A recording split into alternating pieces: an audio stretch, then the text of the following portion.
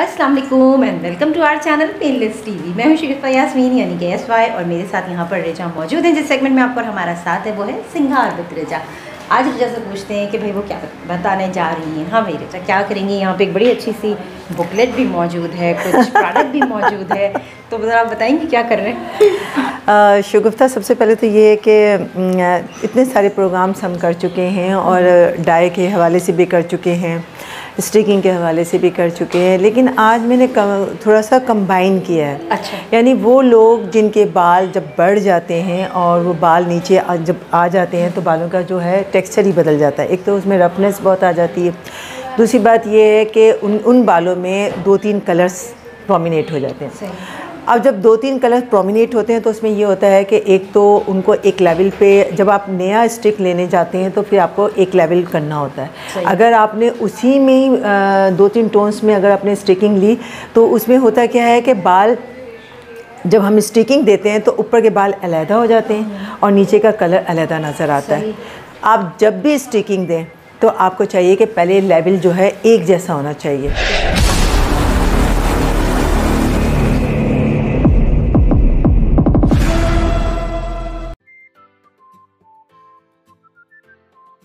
जब लेवल आपका एक हो जाता है तो उसमें स्टिक्स जो है वो प्रोमिनेट होती है, एक जैसी होती है, उसमें फिनिशिंग नज़र आती है। अच्छा, यहाँ पर मैं एक बात बता दूँ, बहुत सारे लोगों का ये कॉन्सेप्ट होता है, जब वो आते हैं ना तो वो सिलेक्शन में लाइट कलर को प्रेफर करते हैं कि हमने, जैसे फ़र्ज़ कीजिए मैंने स्टिकिंग का कलर है तो उसका बेस कलर भी लाइट पसंद करते हैं। होता है ऐसा है कि जब आप काम करवाने आते हैं तो आपकी एक ब्यूटिशियन जो आपको सही तरह का मशवरा दे सकती है, वो आपको ये बता सकती है कि आपको कंपैरिजन जो कलर आपको नज़र आ रहा है वो आपने नहीं लेना, उसमें थोड़ा सा बेस आपको डार्क रखना है। बिल्कुल। जब आपका डार्क थोड़ा सा बेशक वो आप चॉकलेट ब्राउन में ले लीजिए, डार्क ब्लॉन्ड में ले लीजिए, या फिर आप ऐश ब्लॉन्ड में, जैसे भी आप जाना चाहते हैं, या मीडियम लाइट में जाना चाहते हैं, तो आप पहले वो कलर जो है एक जैसा उसी लेवल का लीजिए।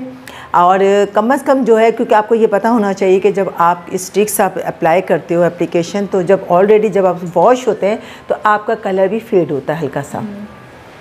जब आपका कलर फेड होता है तो उसमें कंपैरिजन उसका कलर थोड़ा ब्राउन की तरफ चला जाता है, चॉकलेट ब्राउन की तरफ चला जाता है। डिपेंड करता है कि आपका पिगमेंट्स अंदर का कैसा है, कॉपर का है, थोड़ा सा रेडिश के टोन पे है, तो वो उसके लिहाज से बाल जो है वो लाइट एंड डार्क होता है। अब हम उसके बाद जो है वो हम स्टिक देते हैं। फिर स्टिक जो आपकी मर्ज़ी के मुताबिक होती है। अगर कोई, बहुत सारे लोग कहते हैं हमें मीडियम स्टिक्स चाहिए, हमें ज़्यादा हैवी नहीं चाहिए। बहुत सारे लोग कहते हैं फ्रंट से लाइट आप दे दीजिए और बैक से हैवी कर दीजिए। बहुत सारे लोगों का कॉन्सेप्ट ये होता है कि हमें स्टिक्स जो है वो ऑलरेडी ही बहुत हैवी चाहिए।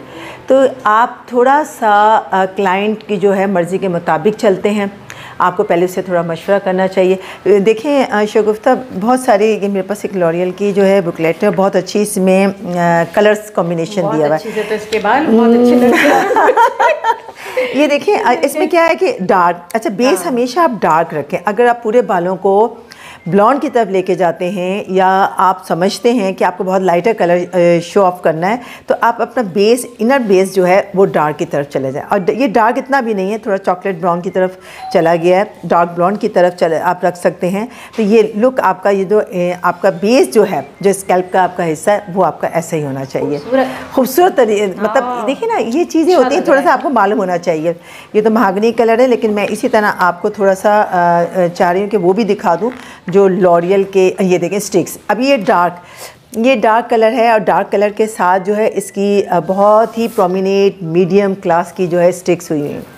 और ये स्टिक्स ऐसी हैं जो नुमाया भी हो रही हैं, और इसका कलर ज़्यादा उन्होंने लाइटर पे तो नहीं है, लेकिन मीडियम कलर है, बहुत ज़्यादा खूबसूरत, क्योंकि जहाँ पे लाइट मर्ज हुई है, ये इसे मर्ज स्टिकिंग इसलिए कह सकते हैं कि ये आपका जो कोऑर्डिनेशन है आपका ब्राउन के साथ, वो बिल्कुल बैलेंस है। हाँ, बिल्कुल। और ये स्कैल्प से जो अभी हमने स्टिक्स जो की है वो कैप से की है, तो वो पूरा स्कैल्प से लेके नीचे तक एक जैसी है।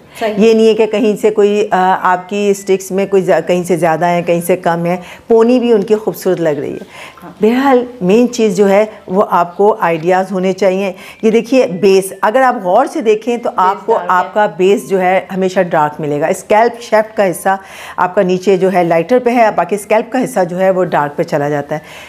बहुत सारे लोग, मैंने अक्सर क्लाइंट्स आते हैं तो वो हमसे, मैं आज ये दिखाने का मकसद ये है कि बहुत दफ़ा हमसे ये होता है कि जब हम समझाते हैं तो किसी की समझ में ये बात नहीं भी आती। तो मैं ये कहती हूँ आप प्रोग्राम्स को गौर से देखा करें। ये दिखाने का मकसद ये गौर से देखिए कि मैंने यहाँ जितने भी स्टिक्स आपको दिखा रही हूँ इसका स्कैल्प सब में जो है वो डार्क है, कहीं से लाइटर नहीं है। कभी कभी ये होता है कि लोग जो सोचते हैं कि नहीं ऐसा नहीं है, आपने कभी हम कर भी देते हैं तो वो कहेंगे कि नहीं हमारा तो ऊपर से नीचे बिल्कुल जो है स्कैल्प से बिल्कुल नज़र ही नहीं आ रही। ऐसा नहीं है, सारी स्टिक्स की जाती हैं, लेकिन कभी कभी इसी खुद ही छोड़ के ये की जाती हैं ताकि आपका ये प्रोमिनेट हो। भी बहुत मर्ज सेटल स्टिक्स हुई है। स्टिक्स के मैं आपको ये इसलिए दिखा रही हूँ कि ताकि जब आप इसको देखें तो आपकी ये चीज़ समझ में आए कि स्टिक्स बहुत तरह की होती हैं। एक स्टिक्स होती है जो बिल्कुल मर्ज होती है, जैसे मैं ये इसमें नज़र आ रहा है। एक स्टिक्स ऐसी होती है जो हमने अभी पोनी में आपको दिखाया, पोनी में बड़ी हल्की हल्की सी इसकी लाइंस नज़र आ रही हैं। एक स्टिक्स ऐसी होती है जो प्रोमिनेट होती है, उसमें कलर दब जाता है और बहुत ज़्यादा शो ऑफ जो है आपका कलर इनहेंस लाइट लाउड होती है, वो वार्म की तरफ चली जाती है बहुत ज़्यादा। इसी तरह ये देखिए ये लाइटर कलर है, लेकिन अगर आप नोट करें तो आपका डार्क शेड आपको इसमें भी इक्वली नज़र आएगा, अंदर से स्टार्टिंग से डार्क नज़र आ रही। तो ये तो स्टिक्स के हवाले से हमने आज बात की। और फिर ये कि जब आप कोई भी स्टिक्स लेते हैं तो उसमें जो मेन प्रॉब्लम्स होता है उसके बाद उससे सीरम्स वगैरह से दूर कर देते हैं। डाई वाले शैम्पूज, स्टिक्स के शैम्पूज भी अलहदा आते हैं, कंडीशनर्स अलहदा आते हैं, कलरफुल होते हैं इसी तरह के जो कलर आप अप्लाई कर रहे हैं। अगर आप नहीं भी करते तो कलर सेफ शैम्पू ज़रूर करें, क्योंकि कलर्स फेड होते हैं और जब कलर फेड होते हैं तो उनका वो बैलेंस, एक जो लुक होता है जो उसका शाइनिंग होता है वो ख़त्म हो जाता है। अच्छा, इसके साथ साथ मैं आज आपको देखें बहुत सारी चीज़ें बता इसलिए रही हूँ कि जब भी आप देखें आपके बाल बहुत ज़्यादा ड्राई की तरफ चले गए, बहुत ज़्यादा रफनेस आ गई है, हाथ लगाते हैं तो लगता है तिनके वगैरह हाथ में आ गए, तो कुछ इस तरह का झाड़ वगैरह से बहुत घबराहट होती है बालों को। और बाल जब आते हैं लोग परेशान होते हैं, परेशान ये होते हैं, कहते हैं हाय हमसे कोम नहीं हो रहा, ब्रश नहीं हो रहा। तो इस तरह का जो हेयर सीरम्स होते हैं, ये देखिए ये हेयर सीरम्स जो होते हैं ये ब्रिमोड का बहुत अच्छा है। आप इसको रेगुलर वेट हेयर्स में भी लगा सकते हैं और ड्राई हेयर में भी यूज़ कर सकते हैं, दोनों लिहाज से बहुत अच्छा है। रिजा के पास जितने भी सीरम्स हैं ना वो हैं ही बहुत अच्छे, मैं तो मज़ा आता है मुझे तो खुशबू है। हाँ नहीं, स्मेल पता है क्या, अच्छी स्मेल होती है तो फ्रेगनेंस से बहुत फ़र्क पड़ता है। वो आपको अच्छा, बहुत सारे लोगों की बहुत ड्राइनेस की तरफ बाल चले जाते हैं, ये तो एक्सेलेंट है। तो ये सिलिकॉन का बहुत एक्सेलेंट है, क्योंकि ये आपको मॉइस्चर बहुत ज़्यादा फ्राहम करता है। जब बालों को आपको मॉइस्चर मिलता है तो उसमें लचक आती है। बालों में लचक का आना बहुत नेचुरल है आपका, कि बाल खूबसूरती वही कहलाता है कि जिसका फॉलिकल बहुत लचकीला होता है। अच्छा, ये ऑर्गन का एक सीरम बहुत अच्छा है जो मैंने अभी लेटेस्ट जो है ये मैंने ट्राई किया है तो मुझे बहुत अच्छा लगा। ये भी मैं आपको कहूँगी कि अगर आप चाहें तो इसको भी ट्राई कर सकते हैं। ऑर्गन का सीरम है और इसमें जो सबसे बड़ी बात है इसकी फ्रेगनेंस बहुत खूबसूरत है, बहुत अच्छी है।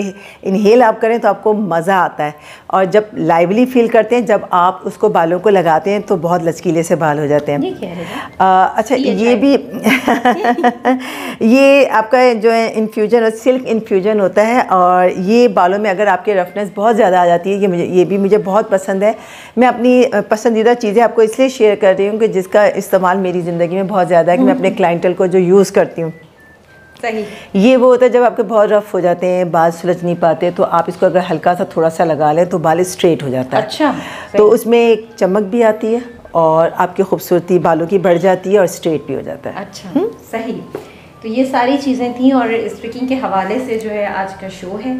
तो अब हम आपको लेके चलते हैं स्ट्रिकिंग की तरफ कि किस तरह से इसको किया जा रहा है। लेकिन इससे पहले अगर आप हमारे चैनल पर नए हैं तो सब्सक्राइब करना और लाइक करना बिल्कुल मत भूलिएगा। और इसके साथ साथ आप नए हैं और रजा के प्रीवियस शोज़ जो हैं वो देखना चाहते हैं तो आप प्लेलिस्ट पे चले जाइएगा, वहाँ पे सिंघार विद रजा का फोल्डर मौजूद है, तो वहाँ पर तमाम शोज़ आप बाआसानी देख सकते हैं और बहुत कुछ सीख भी सकते हैं अगर सीखना चाहते हैं। क्या ख्याल है रजा, चले हम? बिल्कुल चले, हम देखते हैं। जी स्टिकिंग की तरफ चलते हैं। आज जो हम काम कर रहे हैं, जैसे कि मैंने पहले ही हमारी बात हुई है कि बहुत दफ़ा ऐसा होता है कि जब आप बहुत ज़्यादा कलर ले लेते हैं या स्टिकिंग ले लेते हैं तो बाल जो है बहुत हद तक जो है बाद में कुछ अरसे के बाद उनकी रंगत बहुत ख़राब हो जाती है और बालों की वो वाली बात नहीं रहती जो कि जिस तरह आपने पहले स्ट्रिकिंग ली होती है या कोई डाई लिया होता है।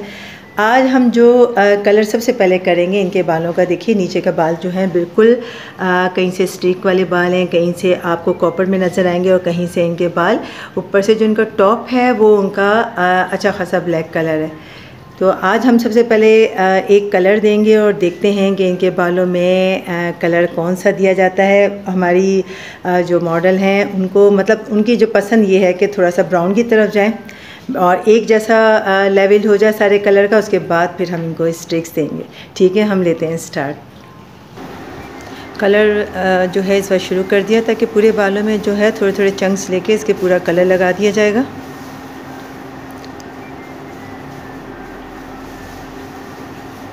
हम क्योंकि ज़्यादा लाइट की तरफ नहीं जा रहे, बस ये है कि जो एक कलर टोन है उसको इक्वल कर लिया जाए।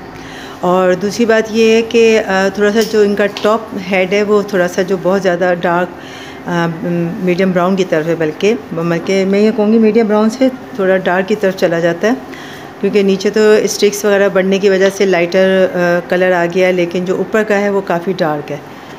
इसीलिए हम थोड़ा सा इसको कलर को पूरा लगा लेंगे ताकि और ज़्यादा लाइट भी नहीं करेंगे, क्योंकि स्ट्रिक्स ऑलरेडी जो है जो भी कलर दिया जाता है उसमें थोड़ा सा कलर जो है वैसे ही कम हो जाता है।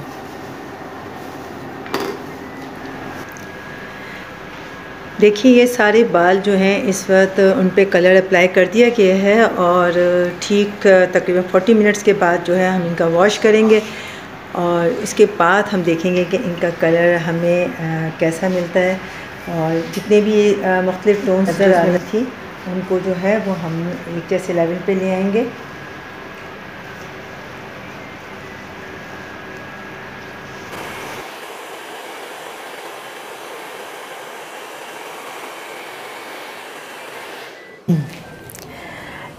आपने कलर देखा कि जिस तरह कलर अप्लाई किया गया था, अब कलर को हमने जो है वॉश करवा दिया। वॉश करने के बाद आप ये देखें बाल जो हैं बिल्कुल ऊपर से लेके नीचे तक एक जैसे हो गए। स्पेशली इस जगह पे जहाँ पे बहुत ज़्यादा जो है 2-3 टोन्स नज़र आ रही थी, वो टोन्स जो है वो अब बिल्कुल इक्वल हो चुकी हैं। और हम ड्राई करेंगे, ड्राई करने के बाद जो है और फिर इनको स्टिक्स दी जाएगी। फिर देखिएगा क्योंकि आज हमारा काम जो है वो हमने पहले डाई की है, डाई से हमारा स्टिक की तरफ सफ़र होगा।